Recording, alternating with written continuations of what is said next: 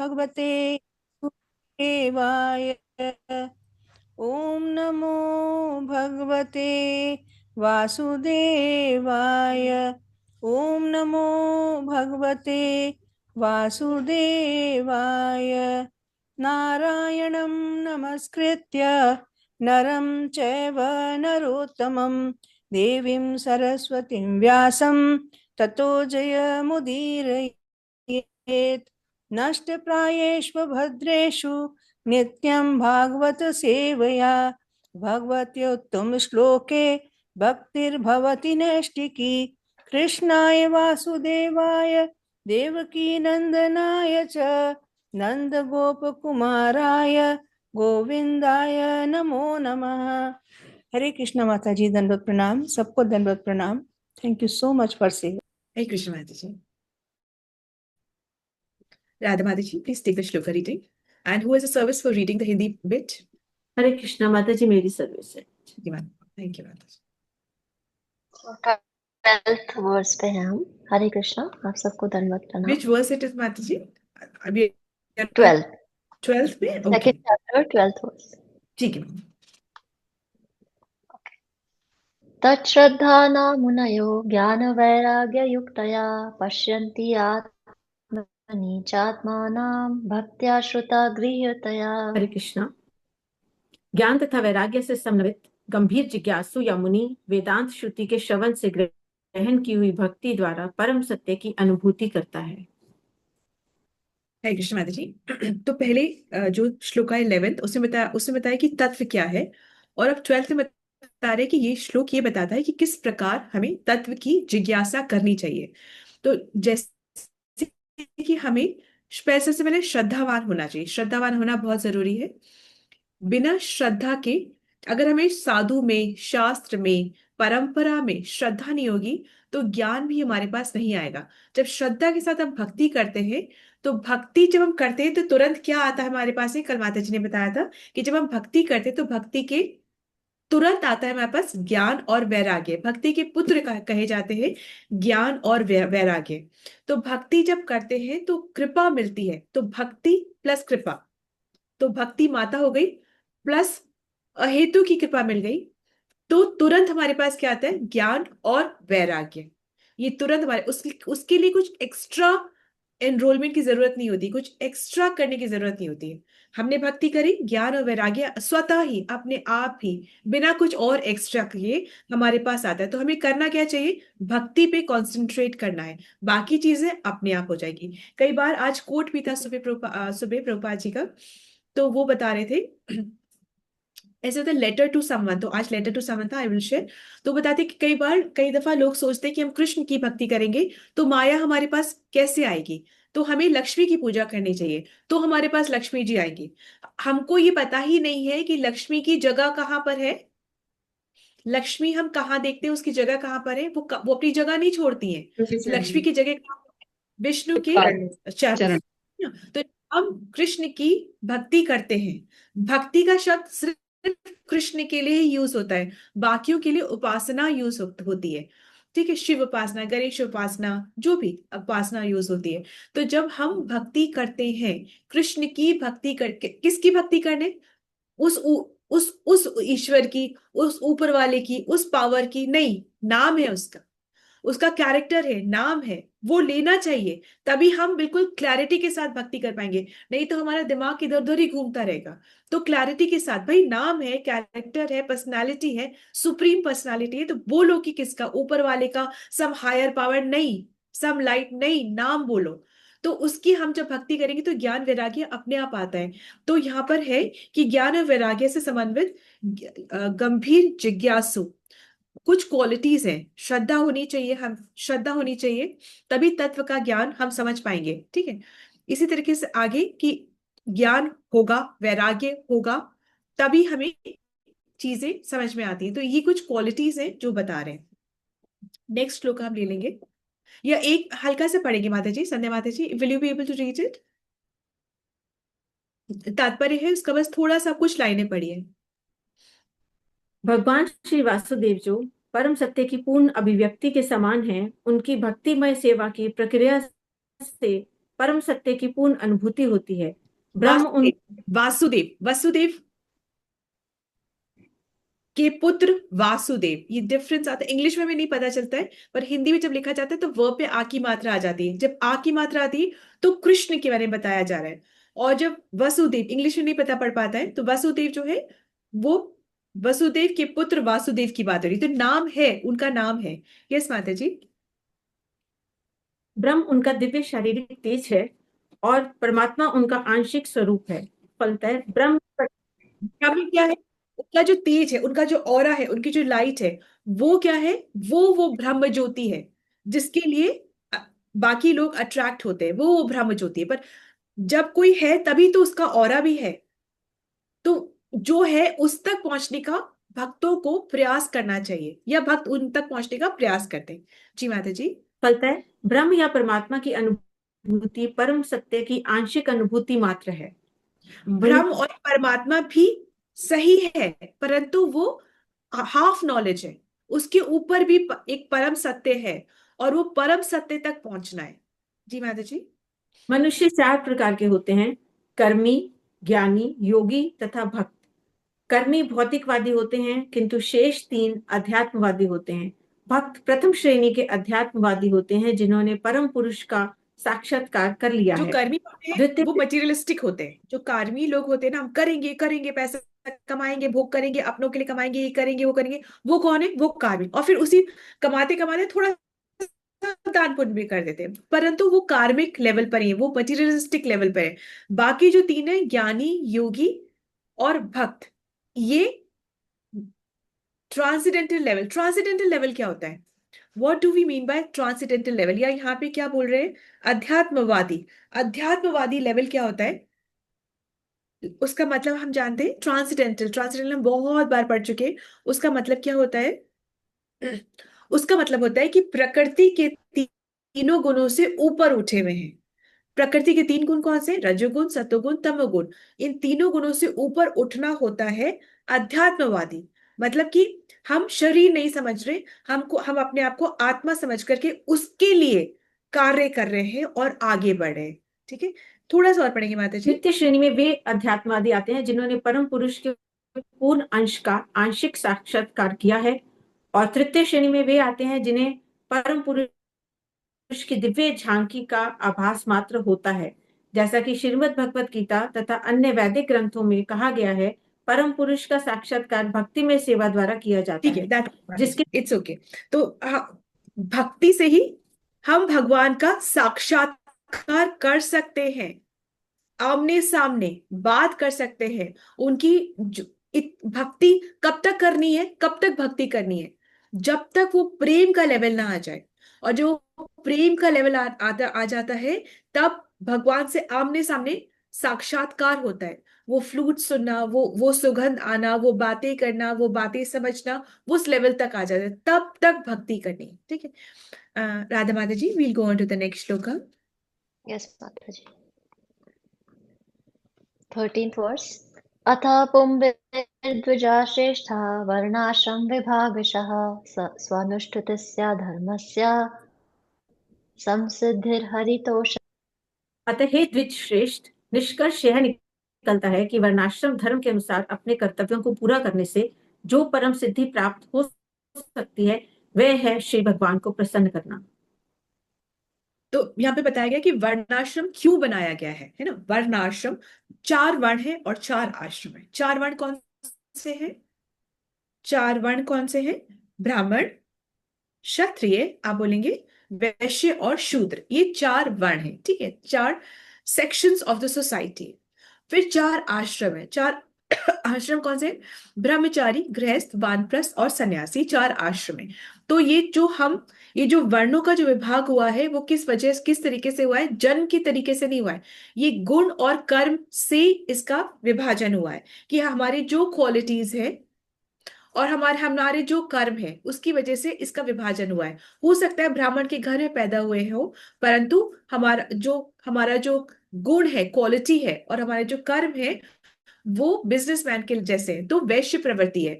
तो हमारे को वहां पर तसल्ली नहीं मिलेगी, वो सेटिस्फैक्शन नहीं मिलेगा। तो इसलिए कहा गया कि अपने गुण और कर्म से अपने वर्ण को पहचानो। जो कार्य करना अच्छा लगता है वही कार्य करो जिससे कि हम सेटिस्फाइड रहें।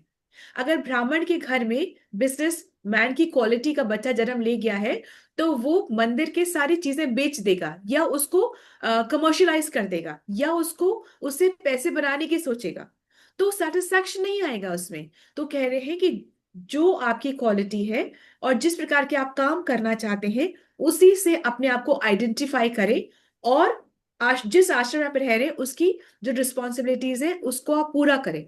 ये सब करने का उद्देश्य क्या है? ये सब करने का उद्देश्य क्या है कि पहली बात तो हम सेटिस्फाइड रहेंगे, भाई जो पसंद है वो कर रहे हैं।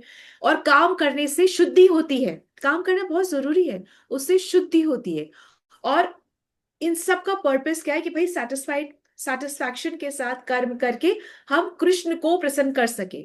ये पूरे वर्णाश्रम सिस्टम जो है, उसका जो मेन उद्देश्य क्या है? वो उद्देश्य है कि कृष्ण को प्रसन्न करना। वो हम प्रसन्न कैसे कर सकते हैं? भक्ति से। जब कर्म करके शुद्धि आ गई, शुद्धता से हमने भक्ति करी, भक्ति से हमने कृष्ण को प्रसन्न किया, और प्रसन्न करके हमने अपने मानव जीवन का जो परफेक्शन है उसको प्राप्त करा। तो इट इज लाइक दैट। अब आप अगर आप गृहस्थ आश्रम में हैं, तो क्या आपको छूट दे रखी है? चलो ब्रह्मचारी में तो बहुत छूट छूट नहीं होती है, पर गृहस्थ आश्रम में क्या हम समझते हैं कि हमको सब चीजों की छूट है, हम जो मर्जी आए खाएंगे, जहां मर्जी आएंगे घूमेंगे, मेरा पैसा मेरा टिकट, मैं खर्च करना हो, मेरे पैसे मैं जाओ चाहे जैसे खर्च करूं। क्या हम ये सोच सकते हैं? क्या गृहस्थों को अपना चित्त दूषित करने की ऑप्शन दे रखा है? क्या ऐसा है कि हम कुछ भी मीट मछली कुछ भी खा सकते हैं? क्या ऐसा है कि हम अपना चित्त दूषित करने के लिए कुछ भी देख सकते हैं? क्या ऐसा है कि गृहस्थ आश्रम में रह के हम अपना सेंसेस को ग्रेटिफाई करने के लिए किसी भी तरीके से अपनी आमदनी का सोर्स बना सकते हैं? नहीं, बिल्कुल भी ये अलाउड है ही नहीं। सुकृति की कमाई, ये भगवत गीता में लिखा गया है और बाकी और ग्रंथों में भी लिखा गया है। सिखिज्म में भी यही बोला जाता है कहीं पर भी कि सुकृति की कमाई, पैसा जैसे आता है वैसे ही वो उन्हीं ऐसे ही तरीकों से वो खर्च भी होता है। तो गृहस्थ आश्रम में रह करके हमको नियमों का पालन करना है, रेगुलेटेड प्रिंसिपल्स को फॉलो करने हैं। उससे क्या होगा? उससे हम कृष्ण को प्रसन्न कर पाएंगे। तो यहाँ पे लिखा है कि अथा, फर्स्ट जो शब्द है अथा, इसलिए। पुंभी, पुंभी का मतलब होता है कि सभी के लिए। ये जो बात बताई जा रही है भक्ति की, ये बात जो बताई जा रही है कि वर्णाश्रम में रह करके जो वर्णाश्रम का जो लास्ट पर्पस है वो है कृष्ण की प्रसन्नता। ये सबके लिए है, कोई एक जो भक्ति करे उनके लिए नहीं है, ये सबके लिए है। This is for, Shrimad Bhagavatam is for everyone. माता जी थोड़ा सा पढ़ेंगे। विश्व भर में मानव समाज 4 वर्णों तथा 4 आश्रमों में विभक्त है। 4 वर्ण हैं: बुद्धिमान वर्ग, योद्धा वर्ग, उत्पादक वर्ग तथा श्रमिक जैसे वर्ग। माता जी, तो यहाँ पे बुद्धिमान वर्ग क्यों कहा गया है?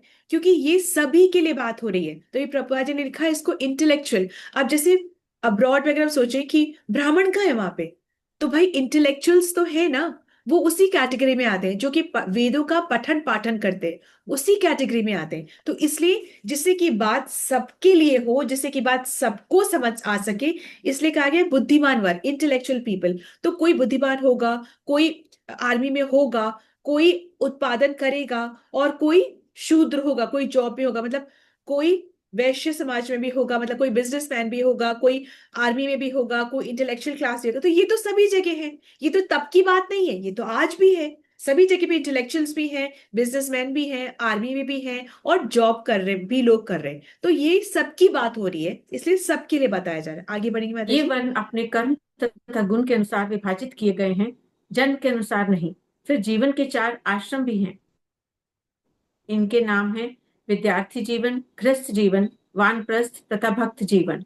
मानव समाज का परम हित इसी में है कि जीवन इसी प्रकार विभाजित हो, अन्यथा कोई भी सामाजिक संस्था स्वस्थ विकास नहीं कर सकती। इनमें से जीवन के प्रत्येक विभाग का लक्ष्य परम ये सत्ता हर श्री हर भगवान को प्रसन्न समाज, कर। हर ऑर्गेनाइजेशन, जैसे हर फैमिली के लिए भी, अगर हम अगर 4 जन की फैमिली है, तो भाई माता पिता बच्चे अगर 4 जन भी हैं, तो बच्चों का काम है आप भाई आप पढ़ाई करो, माता का काम है कि आप सबका take care of everybody, take care, मतलब सबका विभाजन किया गया है। दिस नॉट कॉम्पिटिशन, इसमें कोई कॉम्पिटिशन नहीं कि मैं ये भी करूं मैं वो भी करूं। No, we are not here to compete with each other, we are here to complete each other. ठीक है, हम यहाँ पर एक दूसरे के सपनों को, एक दूसरे के जो जो गोल है उसको पूरा करने के लिए, ऐसे compete नहीं करना कि मैंने ये भी करना है मैंने वो भी करना है, वो सब नहीं है। हम यहाँ पर एक साथ हैं, तो जैसे फैमिली का भी हम एक साथ हैं, तो हमारे डिविजन है कि आप ये करो आप ये करो आप ये करो, सब एक जन सब कुछ नहीं। उसी तरीके से समाज का भी डिविजन है, जॉइंट फैमिली उसका भी डिविजन है कि भाई आप फला काम करिए आप फला काम करिए, सबका डिविजन है। तो ये जो वर्ण है, ब्राह्मण है, क्षत्रिय, वैश्य है, शूद्र, ये जो वर्ण है, चार वर्ण जो है, ये सिर्फ समाज का एक विभाग का मतलब डिविजन किया हो गया है, जिससे कि सब अपनी अपनी ड्यूटीज अच्छे से कर सके, दैट इज इट। और पर्पस क्या है इन सब का, कि हम एक स्मूथ फंक्शन करके, शुद्ध होकर के, भक्ति करके कृष्ण को प्रसन्न कर सके। उद्देश्य सिर्फ और सिर्फ ये है। धर्म का उद्देश्य क्या है, धर्म क्या है और धर्म का उद्देश्य क्या है? धर्म क्या है? धर्म सही कार्य करना। ये सही कार्य कौन बता रहा है? धर्म मतलब अपना अपना धर्म निभाओ, अपना कर्तव्य निभाओ। ये कर्तव्य कहाँ लिखा हुआ है भाई, किसने कहा? शास्त्रों में। ये शास्त्र में। शास्त्र किसने लिखे हैं? भगवान ने खुद, कृष्ण ने खुद। तो शॉर्ट में क्या है, हमें क्या ध्यान रखना है? धर्म क्या है? To follow the instructions of God, यही धर्म है। ठीक है, धर्म का उद्देश्य क्या है? धर्म का उद्देश्य क्या है, पर्पस क्या है धर्म का, क्यों करें हम धर्म? धर्म ही हमें मुक्ति दिलाता है, धर्म ही हमें मुक्ति दिलाता है। ठीक है, सो आगे बढ़ेंगे माता जी, थोड़ा सा एक दो लाइन और मानव पढ़ेंगे। समाज के इस संस्थागत कार्य को वर्णाश्रम धर्म के रूप में जाना जाता है, जो सुसंस्कृत जीवन के लिए अत्यंत स्वाभाविक है। वर्णाश्रम के लिए, स्मूथ फंक्शनिंग के लिए ये बहुत आवश्यक है। वर्णाश्रम धर्म का निर्माण इसलिए किया गया है कि परम सत्य की अनुभूति हो सके। इसका निर्माण एक विभाग का दूसरे पर कृत्रिम आधिपत्य के लिए नहीं किया गया है। जब इंद्रिय तृप्ति की अत्यधिक आसक्ति के कारण जीवन का लक्ष्य अर्थात परम सत्य का साक्षात्कार चूक जाता है, तब जैसा कि पूर्व में कहा जा चुका है, स्वार्थी मनुष्यों द्वारा वर्णाश्रम धर्म का उपयोग कमजोर वर्ग पर कृत्रिम आधिपत्य दिखाने हेतु किया जाता है। कलियुग में अर्थात कलह प्रधान युग में यह कृत्रिम आधिपत्य पूर्व समय से ही चला आ रहा है, किंतु समझदार मनुष्य तो जब हम सोचते अपने आश्रम में रह के, हम सोचते कि हमारा जो पर्पस है इस आश्रम में रहने का अपने इंद्रिय तृप्ति करना है, तो हम मैक्सिमम इंद्रिय तृप्ति करेंगे, तो हम अपने पथ से भटक जाते हैं, हम अपना फोकस जो है उसको डाइल्यूट कर देते हैं। चाहे हम जिस भी आश्रम में हो, चाहे हम जिस भी वर्ण में हो, हमारा पर्पस क्या है? कृष्ण की प्रसन्नता। हर वो कार्य करने से पहले सोचते हैं क्या कृष्ण इससे प्रसन्न होंगे, होंगे तो करें, ना तो छोड़ दें।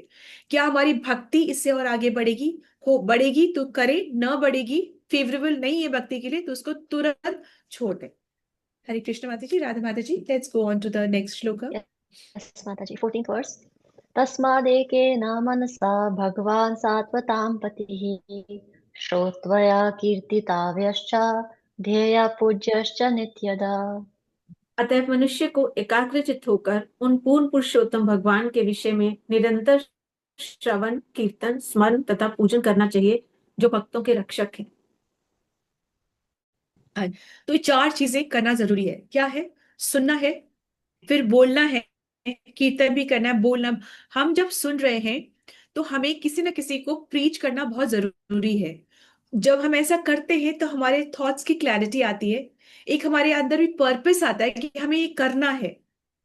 ठीक है, एक पर्पस आता है, तो हमें सुनना है, हमें बोलना है, हमें ध्यान करना है। जो हमने सुना है ना उसका हमें ध्यान भी करना है, मेडिटेट भी करना है, और हमें पूजा, ये चार चीजें हमें करनी है। थोड़ा सा आगे पढ़ेंगे माता जी, बस दो चार लाइन। यदि परम सत्य का साक्षात्कार ही जीवन का परम लक्ष्य है, तो इसे हर संभव उपलब्ध साधन से अवश्य करना चाहिए। उपयुक्त वर्णों माता जी कि यदि यदि मतलब कि भाई अगर आप समझ गए हो, यदि आप समझ गए हो कि परम सत्य जो सुप्रीम पर्सनालिटी ऑफ गॉड है, उनका साक्षात्कार कर उनका रियलाइजेशन करना ही जीवन का चरम लक्ष्य है। मतलब जो अल्टीमेट गोल है हमारा ह्यूमन जीवन का, वो ये है कि हम आत्मा साक्षात्कार कर सके। मतलब कि अपने बारे को, अपने को, अपनी आत्मा को समझ सके। और जब हम अपनी आत्मा को समझेंगे तो हमें समझ आएगा कि आत्मा जो है अंश है परमात्मा का, तो हम परमात्मा को भी समझेंगे। अगर हम ये समझने का प्रयास कर सकते हैं तो हमें ये समझना चाहिए कि हर संभव, आप मीन्स कोई भी हो, पर्पस भगवान को समझना ही है।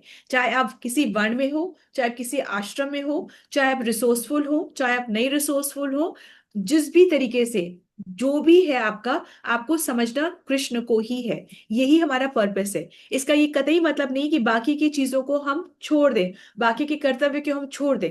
उनको करते हुए करना जरूरी है। क्यों जरूरी है? कर्तव्यों को करना क्यों जरूरी है, ये बताएंगे आप? हरे कृष्णा। कर्तव्यों को करना क्यों जरूरी है? Why is it important to do your responsibility? अपने को भक्ति वाई? लायक शुद्ध बनाने के लिए। शुद्धि, शुद्धि, वेरी नाइस आनंद जी। शुद्धि के लिए हमें अपनी रिस्पॉन्सिबिलिटी को पूरा करना बहुत ज्यादा जरूरी है। और शुद्धता से क्या आता है? वो स्ट्रेंथ आती है। जब हम अपनी साधना में शुद्ध होते हैं तो वो स्ट्रेंथ आती है। भक्ति करने के लिए हमें शक्ति चाहिए। वो शक्ति, वो स्ट्रेंथ हमें शुद्धता से आती है। ठीक है, इसलिए कहते हैं शुद्ध, शौचम, ये बहुत जरूरी है। शुद्धता बहुत जरूरी है। आगे बढ़ते माता जी, let's take the next shloka 14। 15th माता जी। Sorry Yes. माता जी, 15। यत् अनुध्यासेन युक्ता कर्मा ग्रन्थि निबन्धनम् चिन्दन्ति को विदास्तस्य को न कुर्यात् कथारतिम्। हाथ में तलवार लिए बुद्धिमान मनुष्य श्री भगवान का स्मरण करते हुए कर्म की बंधी हुई ग्रंथि को काट देते हैं। अतः ऐसा कौन होगा जो उनके संदेश की ओर ध्यान नहीं देगा? स्वतंत्र, फ्रीडम का मतलब क्या होता है? फ्रीडम का मतलब, फ्रीडम, हमें फ्रीडम चाहिए। फ्रीडम का मतलब क्या होता है? भक्तों के लिए फ्रीडम का मतलब क्या होता है? भक्तों के लिए फ्रीडम का मतलब होता है कि जो जन्म मृत्यु की जो साइकिल है उससे पार पाना। ये नहीं कि हम कोई रूल्स नहीं फॉलो करेंगे वो हमारे लिए फ्रीडम है। वो कोई फ्रीडम नहीं है। हमारी मर्जी होगी तो हम साधना करेंगे, नहीं होगी तो हम नहीं साधना करेंगे। हमारी मर्जी होगी तो हम रीडिंग करेंगे, नहीं होगी तो नहीं करेंगे। वो फ्रीडम नहीं है। जितना हम रूल्स को फॉलो करेंगे उतने हम फ्री हो जाएंगे। जैसे कि एक सिंपल एग्जांपल हमेशा दिया जाता है कि जब हम ट्रैफिक सिग्नल पे, ट्रैफिक लाइट पे खड़े हैं, तो अगर रेड है तो हमने रूल्स को फॉलो करा है और हम चुपचाप से रेड लाइट पे रुक गए हैं, तो हम फ्री हैं आगे जाने के लिए। परंतु हम सोचते हैं कि नहीं, मैं फ्री हूं, मुझे कोई रूल्स फॉलो नहीं करने, और रेड लाइट पे भी हम आगे बढ़ गए तो हमें चालान हो जाएगा, पकड़ लिए जाएंगे। तो वो कैसी फ्रीडम है? तो फ्रीडम रूल्स को फॉलो करके आती है, रूल्स को तोड़ के फ्रीडम नहीं आती है। Is that okay? That's very very very important. और भक्तों के लिए फ्रीडम का मतलब क्या होता है? जन्म मृत्यु के साइकिल से पार पा जाना, ये होता है।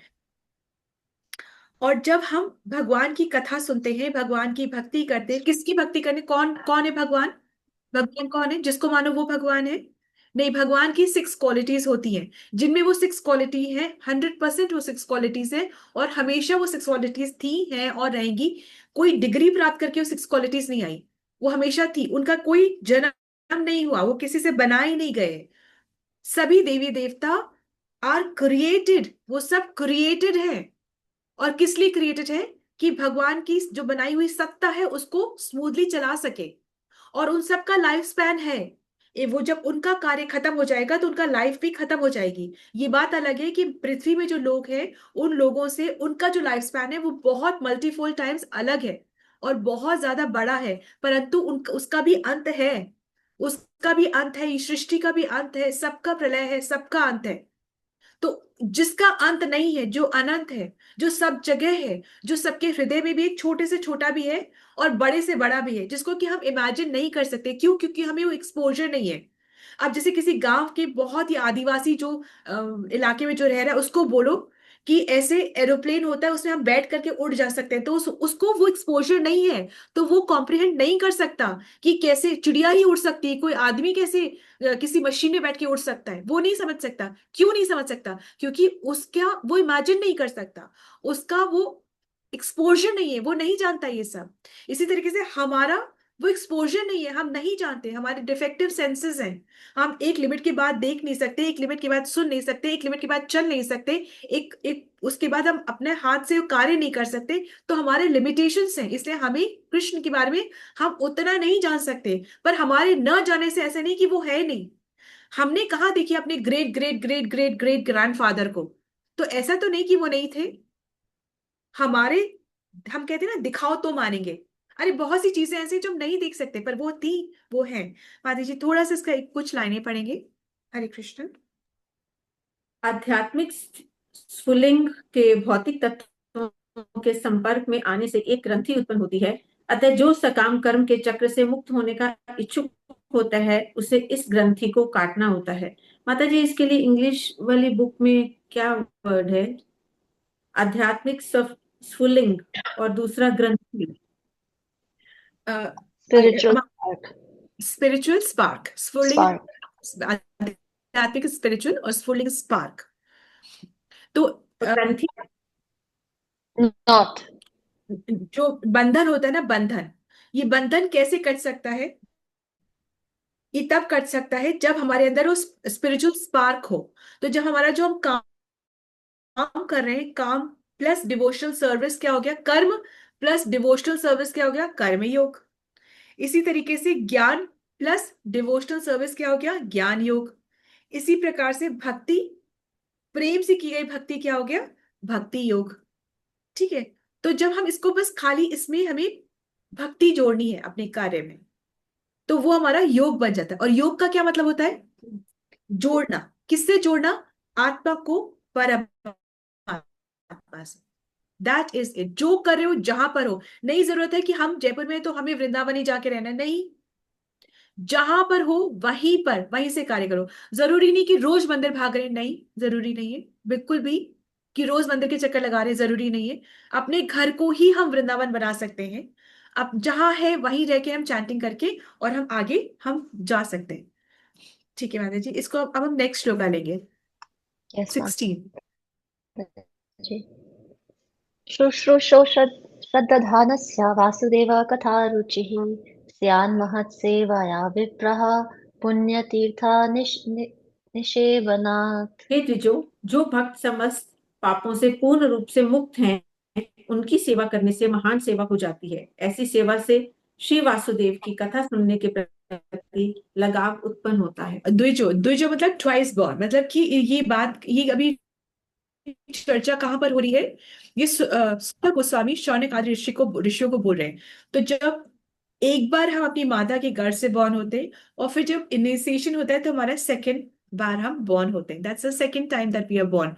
तो उनसे बात हो रही, तो कहा जा रहा है कि जो भक्त समस्त पापों से पूर्ण रूप से मुक्त है, उनकी सेवा करने से, वैष्णव सेवा की यहाँ पे बात हो रही है, सेवा महान से करने से महान सेवा हो जाती है। ऐसी ऐसी सेवा से वासुदेव, वासुदेव मतलब, वासुदेव मतलब वसुदेव के पुत्र वासुदेव कृष्ण की बात, बिल्कुल मैं बिल्कुल, वासुदेव की कथा सुनने के प्रति लगाव उत्पन्न होता है।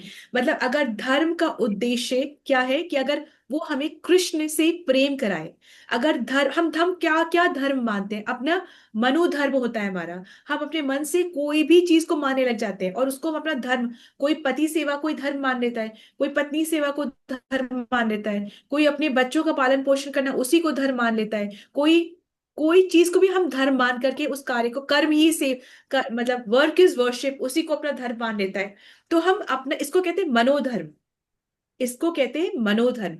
ये सारी चीजें करनी है, ये हमारी ड्यूटीज हैं, ये हमारी ड्यूटीज है, परंतु इन ड्यूटीज में हमें भक्ति भी ऐड करनी है, तब वो परफेक्ट होती है। इन सब में हमको भक्ति ऐड करनी है। हम अपने घर में हैं और घर में हम सबकी सेवा में हैं, अगर उनको भी हमने भक्त बना दिया तो अब हम किसकी सेवा करें? वैष्णव सेवा कर रहे हैं। तो ये बहुत सुंदर चीज है। वरना हम मटेरियल लेवल पे ही रहते हैं और वापस वापस आते जाते हैं। ठीक है, हम सेवा करते हैं, वो भी बहुत खुश, हम भी बहुत खुश, वापस हमारा जीवन खत्म, हम चले गए, फिर वापस आ जाएंगे, फिर वापस सेवा करते रहो, वो भी बहुत खुश, हम भी बहुत खुश, चले गए, तुम्हारे बिना मेरा कोई नहीं, मेरे बिना तुम्हारा कोई नहीं। लोग अपने अपने ऊपर दूसरों को डिपेंडेंट बना देते हैं, हम दूसरों पे डिपेंडेंट कर हो जाते हैं। इसी को हम प्यार समझते हैं, इसी को हम सेवा समझते हैं कि सब मुझ पे डिपेंडेंट हूं, मैं तुम पे डिपेंडेंट हूँ। कुछ नहीं। अगर हम सही मायनों में किसी की सेवा करना चाहते हैं तो उसकी आत्मा की शुद्धि की तरफ हमें बढ़ना चाहिए। धर्म वही है जो कि हमें कृष्ण से प्रेम करना सिखा पाए, अन्यथा कोई धर्म नहीं है। हम सोचते हैं कि एक समय का खाना खिला दिया हमने किसी को तो हमने वो धर्म का कार्य कर लिया। यह सब कौन ये बहुत सुंदर बात है, बहुत अच्छा है, परंतु क्या तुम उसको जिंदगी भर खाना खिला सकते हो? अगर नहीं खिला सकते तो फिर इसको बहुत बड़ा कार्य मत मानो। एक मील दे देने से कुछ नहीं होने वाला है, ठीक है। परंतु अगर हम एक की भी आत्मा की शुद्धि कर पाए तो ये हम कृष्ण को प्रसन्न करने का कार्य करते हैं। जैसे कि एक बहुत बड़ा मेला है, उस मेले में बच्चा खो गया है, ठीक है। वो बच्चा खो गया, एक आया उसको टॉफी देके चला गया, एक आया थोड़ा पुचकार के चला गया, एक आया उसमें बोला अरे तुम्हारा क्या नाम है, अच्छा हम ढूंढ देखते हैं, और इधर से उधर वो चला गया। पर एक आया, उसने पूछा तुम्हारा नाम क्या है, और फिर वो जो एक इंफॉर्मेशन सेंटर होता है वहां तक ले गया, और उसके पास तब तक रहा जब तक उसकी अनाउंसमेंट नहीं हो गई, उसके पिता उसको नहीं मिल गए। तो किसने उस बच्चे को एक्चुअल मायने में चुप करा दिया? जिसने टॉफी देके 2 मिनट के लिए चुप कराया, या जिसने उसको अच्छा कुछ गिफ्ट दे दिया और 5 मिनट के लिए चुप करा दिया, खिलौना दे दिया कि वो थोड़ा सा एंगेज हो गया, या वो जो कि उसको इन्फॉर्मेशन सेंटर तक लेके गया उसके पिता से मिला दिया? आप ही पिता बताइए। से इंफॉर्मेशन सेंटर वाले। से मिला दिया। इसलिए हम जो छोटा छोटा करते हैं ना कि खाना खिला दिया, ब्लैंकेट बांट दिया, जरा जरा सा कर दिया, उससे कुछ नहीं है। यदि हम आत्मा को उसके पिता परमात्मा से मिला सकते हैं तभी वो सही मायनों में धर्म का कार्य है। ठीक है माता जी, थोड़ा सा पढ़ेंगे देन वील स्टॉप। जीव के बद्ध जीवन का कारण श्री भगवान के विरुद्ध विद्रोह है। कुछ व्यक्ति ऐसे हैं जो देव कहलाते हैं और कुछ ऐसे हैं जो असुर कहलाते हैं, क्योंकि ये परमेश्वर की सत्ता के विरुद्ध रहते हैं। श्रीमद् भगवत गीता के 16वें अध्याय में असुरों का विशद वर्णन किया गया है, जिसमें कहा गया है कि उन्हें जन्म जन्मांतर अज्ञान की निमंतर अवस्थाओं में रखा जाता है, अतः वे निम्न पशु योनियों में गिर जाते हैं, जिससे उन्हें परम सत्य श्री भगवान की कोई जानकारी नहीं रहती। ये असुर श्री भगवान की इच्छा अनुसार उनके मुक्त सेवकों की कृपा से विभिन्न देशों में धीरे धीरे ईश चेतना में परिशोधित किए जाते हैं। ईश्वर के ऐसे भक्त श्री भगवान के अंतरंग पार्षद होते हैं, और जब वे समाज को ईश्वर विहीन होने के खतरे से बचाने हेतु आते हैं तब वे ईश्वर के शक्तिशाली अवतार, उनके पुत्र, उनके दास या उनके पार्षद कहलाते हैं। किंतु इनमें से कोई भी अपने आप को ईश्वर कहने का अनुचित दावा प्रस्तुत नहीं करता। यह तो असुरों द्वारा घोषित निंदा है, और ऐसे असुरों के धार्मिक अनुयायी भी इन बहुरूपियों को ईश्वर या उनका अवतार मान ठीक लेते बात है, हैं। दैट इज इट प्रामाणिक माता जी, दैट इज इट माता जी। तो बेसिकली हम बद्ध जीव हैं, क्यों? क्योंकि हम भगवान के विरुद्ध हो गए। और ऐसा हम क्यों कर रहे हैं? क्योंकि हमें ज्ञान नहीं है। ज्ञान ऐसे बहुत है, पर जो सत्य, परम सत्य का ज्ञान है वो हमें ज्ञान नहीं है। इस वजह से हम ऐसा कार्य कर रहे हैं। तो सबसे पहले हमें सबसे फर्स्ट स्टेप क्या करना है? श्रद्धा। हमें फेथ तो रखना है, एटलीस्ट हमें एटलीस्ट फेथ रखना है। फेथ रखने से क्या होगा? फिर हम साधु का संग करेंगे। मतलब जैसे आप साथ में आके बैठेंगे, साधु संग है, आप साधु का संग करेंगे, फिर एक दूसरे से हम इंस्पायर होके वही कार्य करना चाहते हैं जो कि अगला साधु कर रहा है। तो उससे ऐसा कार्य करने से क्या होता है? अनर्थ, हमारे अंदर के जो अनर्थ है वो खत्म होते हैं, अनर्थ निवृत्ति होती है। जब अनर्थ निवृत्ति होती है तब क्या क्या होता है? जैसे पहले सबसे पहले श्रद्धा हुई, श्रद्धा के बाद में क्या हुआ? साधु संग हुआ। साधु संग तो हम वही कार्य करना चाहते हैं, भजन क्रिया। जैसे वो भजन करे हम भी वही भजन करते हैं। जब हम खुद से भजन करते हैं तो क्या होता है? हमारे अंदर की जो अनर्थ है ना, अनर्थ, उसकी निवृत्ति होती है। जब अंदर के जो अनर्थ है उनकी निवृत्ति होती है तो क्या होता है? निष्ठा, हमें डिटर्मिनेशन आता है कि नहीं हम फोकस भक्ति करेंगे। कई लोग भक्ति तो करते हैं परंतु क्या, हम मंडे को इसका फास्ट कर ले, ट्यूसडे को उसका फास्ट कर ले, वहां जाके अगरबत्ती कर ले, वहां जाके दर्शन कर ले, वहां जाके याचना कर ले। ये ऐसे हम करते ही रहते हैं, ठीक है। अगर हम कर भी रहे हैं, करते भी हैं, तो भी हमें अंदर क्या मांगना है, अंदर क्या भाव होना चाहिए, उसका हमें ध्यान होना चाहिए, ठीक है। तो श्रद्धा, श्रद्धा के बाद साधु संग, साधु संग के बाद भजन क्रिया, भजन क्रिया के बाद अनंत निवृत्ति, अनंत निवृत्ति के बाद निष्ठा आती है, निष्ठा के बाद रुचि आती है, अट्रैक्शन। हमें बार बार बार बार वही दामोदर लीला, वही कार्तिक में वही चीजें, वही राधा का जो अष्टकम है, वो ये सब चीजें हमें सुनने में, वही जो कहानियां ध्रुव की, प्रहलाद की, वही कहानियां तो है और क्या है, पर उनको सुनने में और रुचि आती है। रुचि के बाद क्या आता है? आसक्ति, और अट्रैक्शन होता है। पहले तो टेस्ट आता है, फिर और अट्रैक्शन होता है, फिर भाव आता है, और भाव के बाद लास्ट में आता है प्रेम।